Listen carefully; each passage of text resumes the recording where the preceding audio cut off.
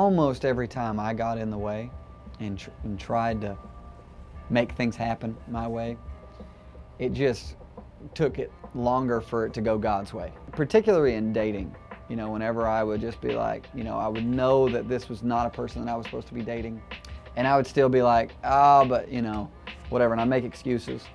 And even with other believers that maybe I knew I didn't have a peace about, that God was like, you know, you shouldn't be dating that person, I would just go my own way. One thing I've learned about God is if you ask Him for something enough times, He'll eventually say yes.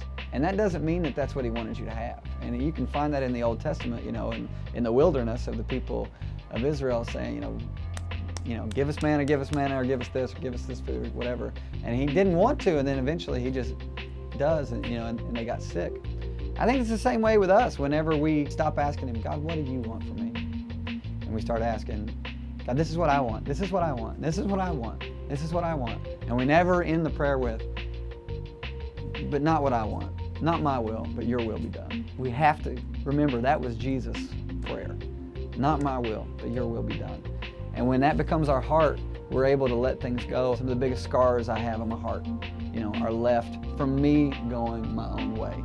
I sent hundreds of demos to record labels, and not one of them worked. And it was when I threw my hands up in the air and I was like, I'm done. I don't even want to be on a record label anymore. And that's when one shows up at a show that I didn't even know was there, and everything happens. And I've just learned to just get out of the way. Just get out of the way. Stop trying to make things happen. Trust in the Lord with all your heart. Don't lean on your own understanding. Literally means stop trying to figure it out. But the next verse, acknowledge God in all your ways, and He'll direct your path. And that's it.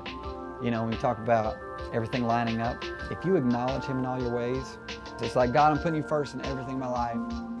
Whenever I take a step, He's going to put that path under my feet because I'm putting Him first.